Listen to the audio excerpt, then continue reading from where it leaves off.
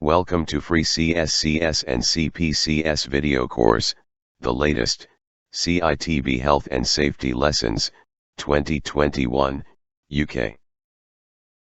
Controlling exposure to hazards. The following simple steps should be taken to protect you from respiratory hazards. Avoid creating dust. Choosing the right equipment or method of work can protect workers' lungs and potentially remove the risk altogether.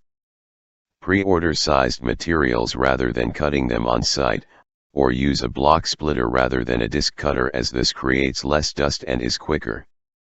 Stop the dust getting into the air. If the creation of dust cannot be eliminated, then minimizing the dust being released should be the priority. This can be done by capturing the dust or dampening down. Capturing the dust. Some materials, such as wood, do not suit the use of water to suppress dusts, so dust extraction should be considered. When your employer purchases or hires tools, they should make sure that they have on-tool dust capture, extraction, wherever possible. Cleaning dust from work areas and tools is far better if a vacuum is used rather than sweeping with a brush. Dampening down or wet cutting. This is the cheapest and most effective way of minimizing exposure. Water helps to form a slurry that prevents the majority of dust becoming airborne. Not only does it reduce what is breathed in, but it also has the benefit of less cleaning up afterwards. It is important to keep the flow constant while wet cutting or grinding and to dampen down before clearing up. Wear respiratory protection. Even the best control measures won't prevent dust completely, so RPE should always be worn, even if you are using dust capture equipment, extraction, or wet cutting.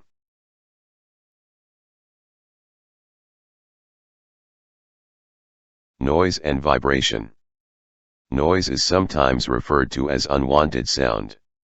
Damage caused to your hearing by exposure to noise can be permanent. As well as hearing loss, many workers also suffer from constant ringing or buzzing noises in one or both ears. This is known as tinnitus, and there is no cure for it. Noise-induced hearing loss can build up over time. You may not notice the effects each day, but over a period of time your hearing can get worse from the noise you are exposed to at work. When hearing damage becomes significant, you may notice the following. You start to turn the television up a bit more than you used to. You struggle to hear conversations or parts of words, particularly when there is background noise, such as in social situations. There are various sources of noise on a construction site. Many of these are made by handheld tools and can give high noise exposures because they are close to the user's ears and because of the pitch of the sound they produce.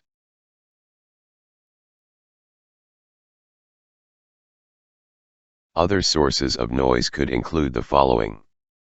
Tools that you are using. Tools that other people are using nearby. Site equipment, such as generators. Work equipment and handheld tools, such as excavators and concrete breakers. Damage can be caused by continuous noise, such as drills and breakers, and peak noise, usually from impacts, such as from cartridge-operated tools or piling rigs. As well as causing hearing damage, too much noise on a construction site can mask other noises, for example, warnings or the sound of vehicles approaching. This creates an extra hazard, such as being struck by site vehicles.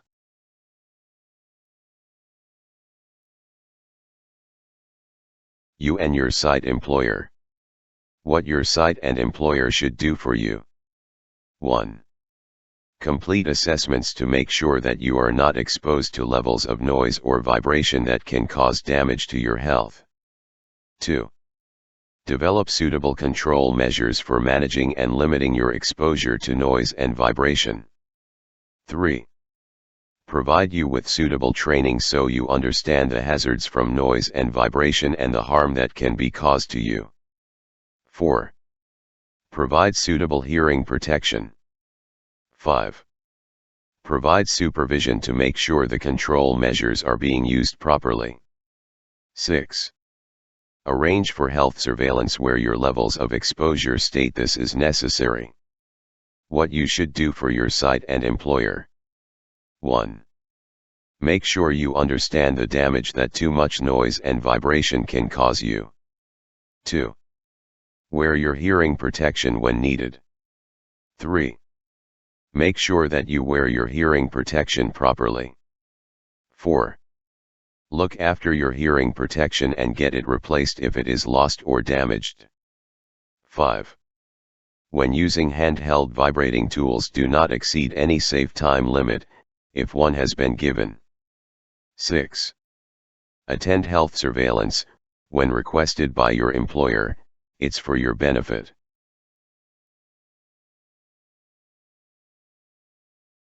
Introduction to noise. Noise is sometimes referred to as unwanted sound. Damage caused to your hearing by exposure to noise can be permanent. As well as hearing loss, many workers also suffer from constant ringing or buzzing noises in one or both ears. This is known as tinnitus and there is no cure for it. Noise-induced hearing loss can build up over time. You may not notice the effects each day, but over a period of time your hearing can get worse from the noise you are exposed to at work. When hearing damage becomes significant, you may notice the following. You start to turn the television up a bit more than you used to. You struggle to hear conversations or parts of words, particularly when there is background noise, such as in social situations. There are various sources of noise on a construction site.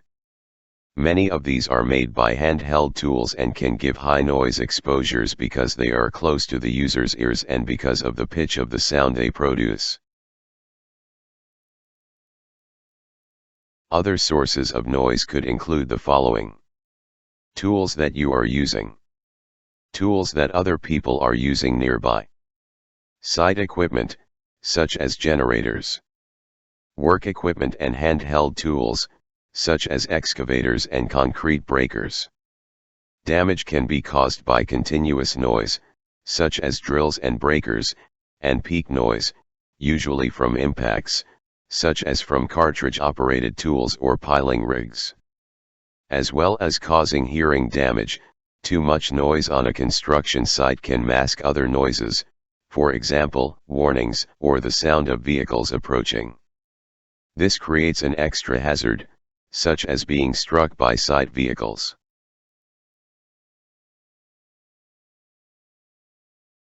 Employer responsibilities. Employers have a legal duty to make sure your hearing is not damaged at work. They must also tell you about the risks from noise and take steps to protect your hearing. They can do this in the following ways. By selecting and using the quietest equipment available, such as generators with silencing kits fitted. By planning to do the work using the quietest methods available, such as cutting holes with rotary diamond cutters rather than chain drilling with hammer drills. By keeping you away from the noisiest activities, wherever possible. By giving you personal protective equipment, PPE. Where the noise levels are not reduced enough using the first three methods above, your employer should provide you with hearing protection to further reduce your exposure.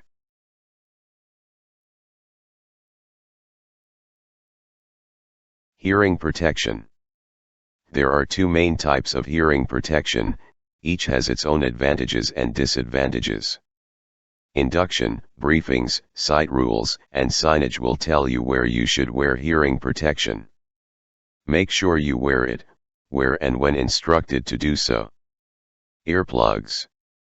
These can be foam plugs, disposable or reusable, which may also be mounted to a band or cord.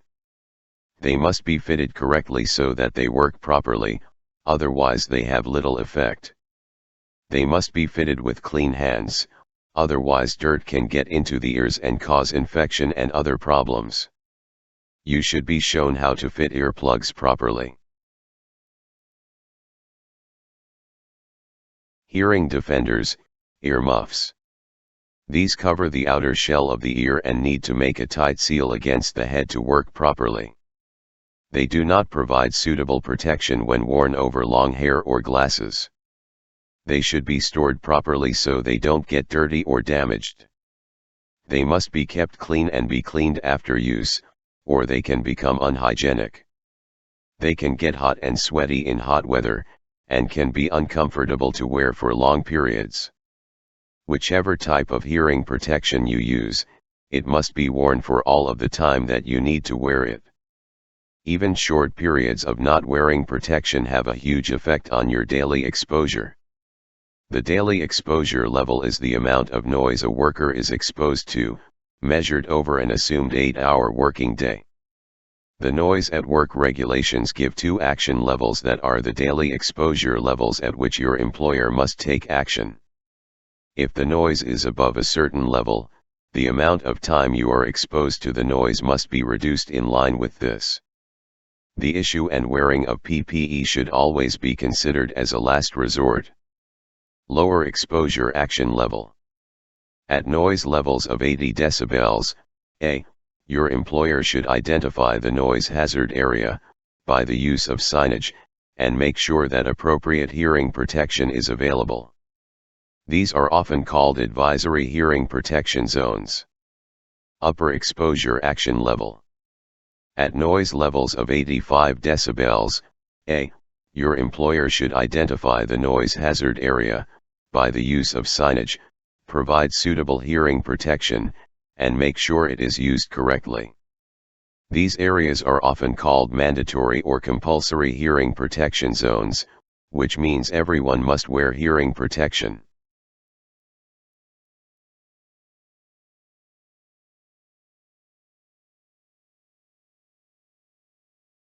If you have to raise your voice to be heard by someone 2 m away from you, then the noise level is in the range of 80 decibels, If you have to raise your voice to be heard by someone who is 1 m away, then the noise level is likely to be in the range of 85 decibels, A hand tool giving 95 decibels, at your ear would result in you reaching the 80 decibels, action level in just 15 minutes, and the 85 decibels, action level in under an hour. A petrol cut-off saw giving 105 decibels, at your ear would result in you reaching the 80 decibels, action level in under 2 minutes, and the 85 decibels, action level in around 5 minutes. If you are exposed to the upper exposure action level, your employer must put in place a hearing protection program, which should include health surveillance. Your employer can insist on the use of hearing protection at any time or at any noise level, but in doing so they must make sure that the compulsory use of hearing protection does not increase or affect other risks. Introduction to vibration. Exposure to vibration can have serious health effects.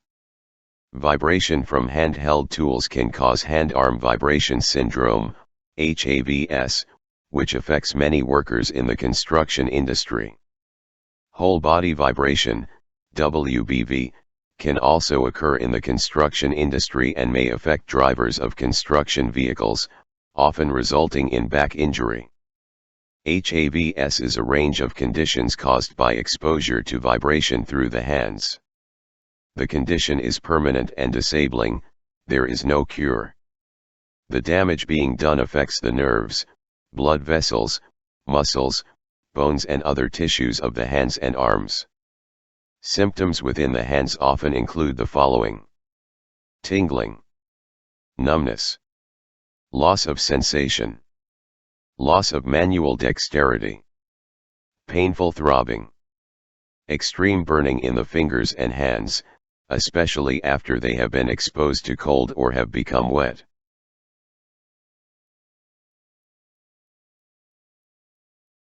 Finger blanching caused by vibration. There may also be muscle fatigue and loss of grip strength, as well as conditions such as carpal tunnel syndrome and tennis elbow, lateral epicondylitis.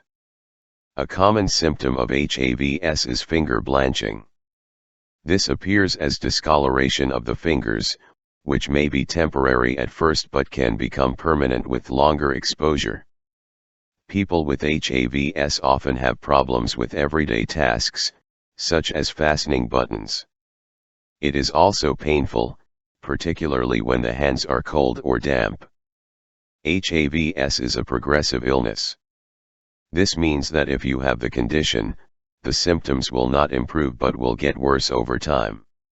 If you are diagnosed with HAVS, you must inform your employer, as they have a legal duty to report this to the Health and Safety Executive, HSE.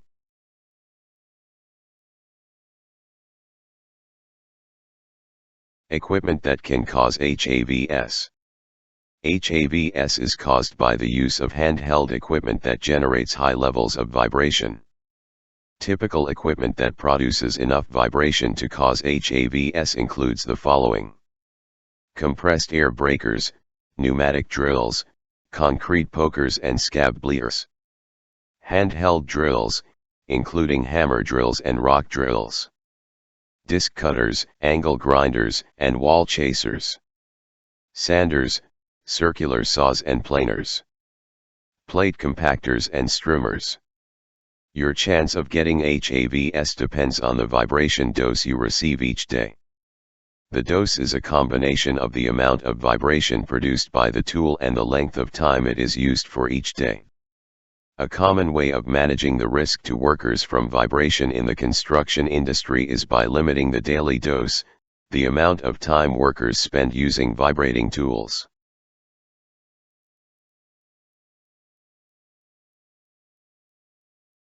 Managing vibration risks.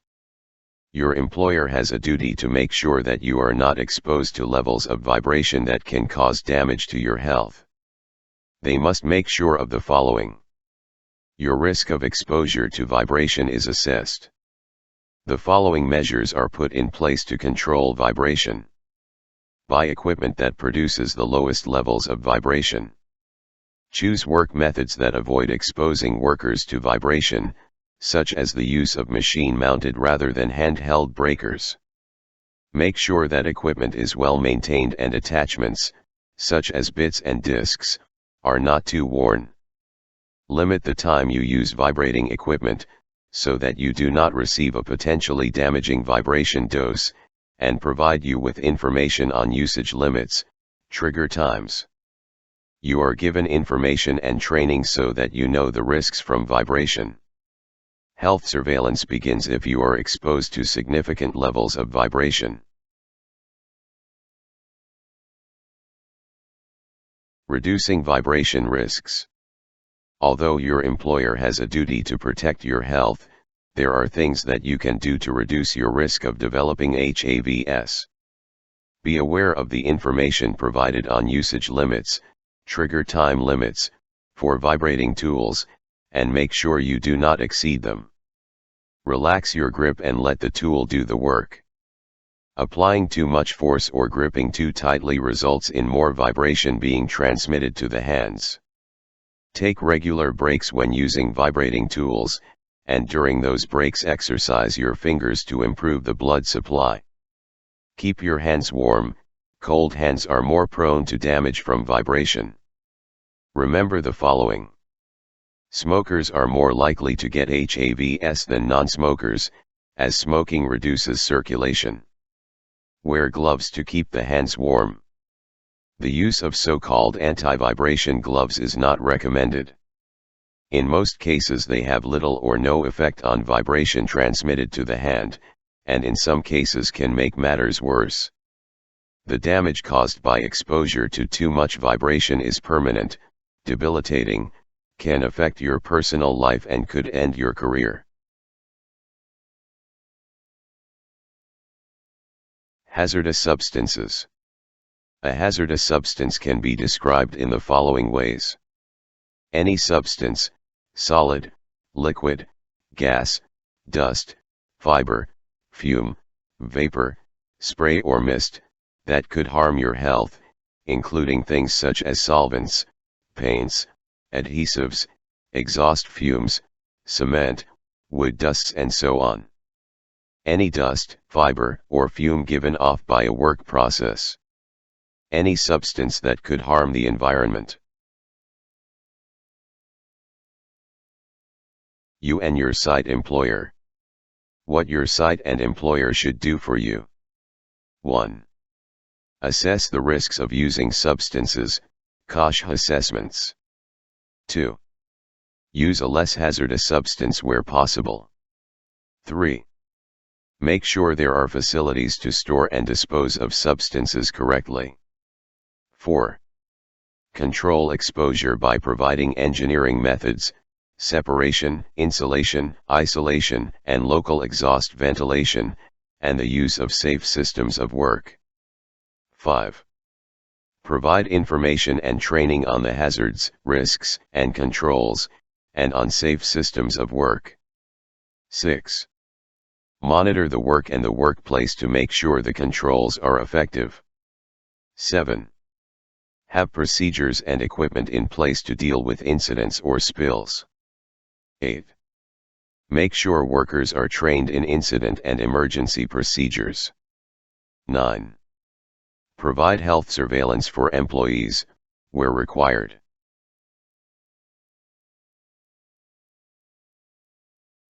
What you should do for your site and employer. 1. Make sure you fully understand the hazards of using the substance, before you use it. 2. Follow the safe system of work and controls, as explained in the CSCS assessment. 3. Store, dispense and dispose of the substance correctly. 4. Wear the correct personal protective equipment, PPE, as identified in the CSCS assessment. 5. If you feel ill when using any substances, stop work and tell your supervisor or site management. 6. Report any incidents or spills to your supervisor or site management. 7. Attend health surveillance sessions, where you need to do so.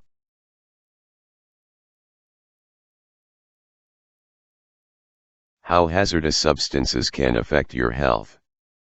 Immediate, acute, for example, burns to the skin from acids or chemicals. Long-term, chronic, for example, developing asthma from wood dust, or cancer from asbestos exposure. Disease, for example, through contact with contaminated soil or water, or a skin sensitizer, such as cement, causing dermatitis. Sensitising, over a period of time you start having more serious allergic reactions to a lower level or less exposure to the substance, or a quicker reaction after exposure.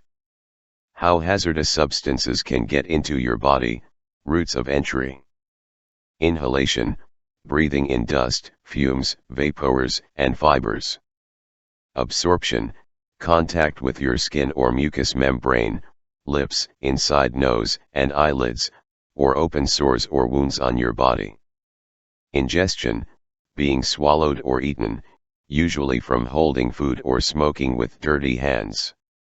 Injection, needles, sharps or high pressure, such as water jetting, breaking the skin and forcing a substance into the body.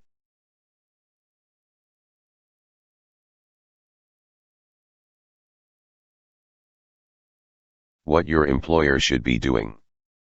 Under the control of substances hazardous to health, CSCS, regulations, employers should undertake the following.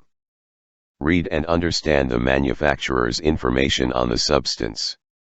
Carry out a risk assessment on how and where it is to be used. Use a less hazardous substance, if available. Put in place measures to prevent or control any exposure. Make sure you know the controls. Monitor to make sure the controls are effective. Some hazardous substances, such as those created by work processes, for example, fumes from welding or dust from cutting and sanding, do not have warning labels, as these are created by the work. Your employer has a legal duty to assess these hazards and complete a CSCS assessment in respect of the work, as part of the safe system of work. If you are exposed to a workplace hazard, your employer may ask you to attend regular health surveillance sessions, which you have a legal duty to attend. Health surveillance is a system of ongoing health checks to detect possible ill health effects at an early stage. Employers can then introduce better controls to prevent any ill health effects from getting worse.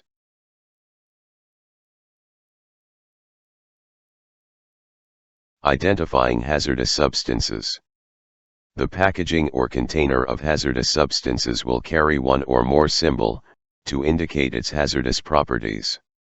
Some of the pictograms you will see on packaging and containers are shown below.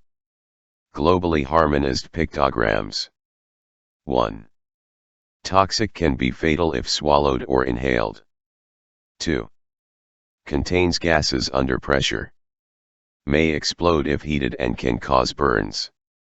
3. Harmful skin, eye, or respiratory irritation.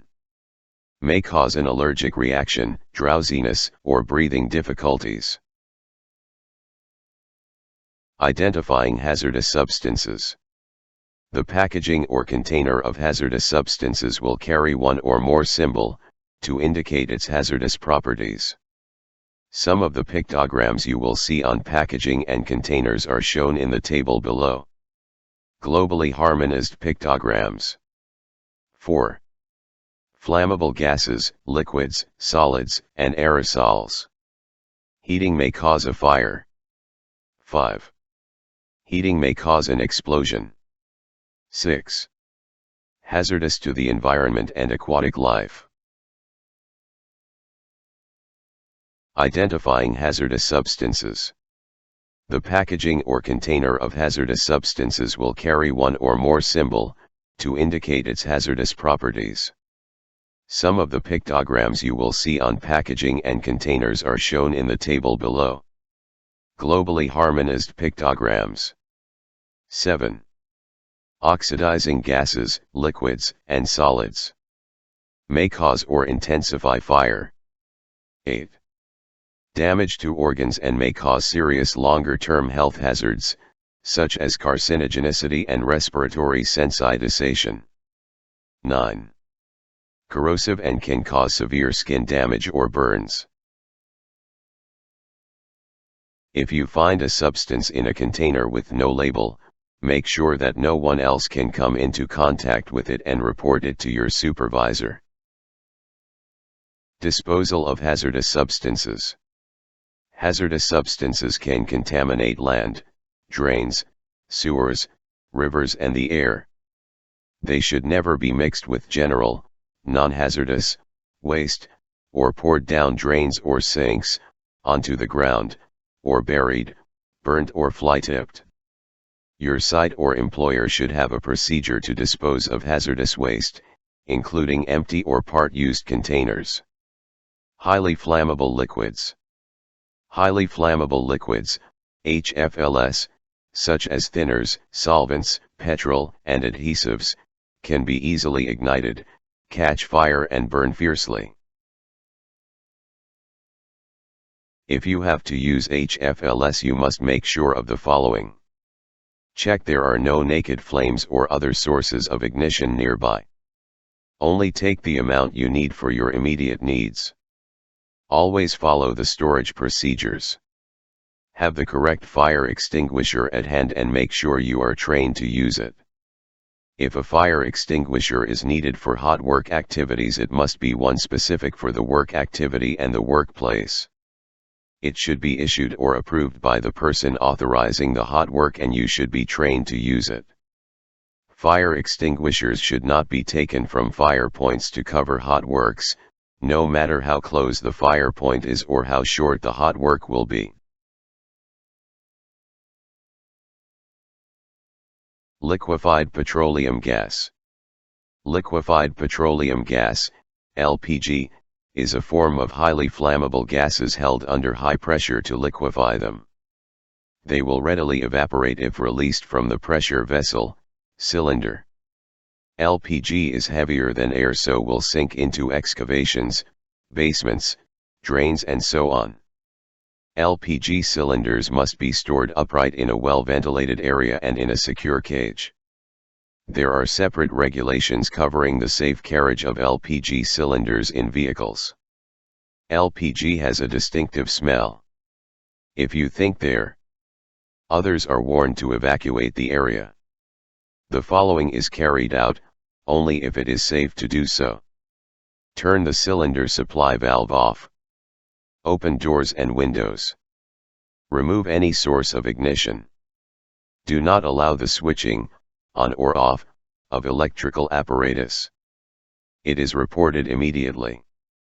Gas from a leaking LPG cylinder can expand to 250 times the cylinder's volume.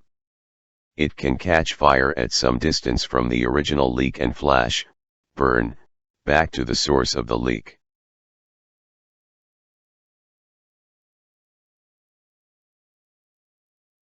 Thank you for watching and good luck for your test.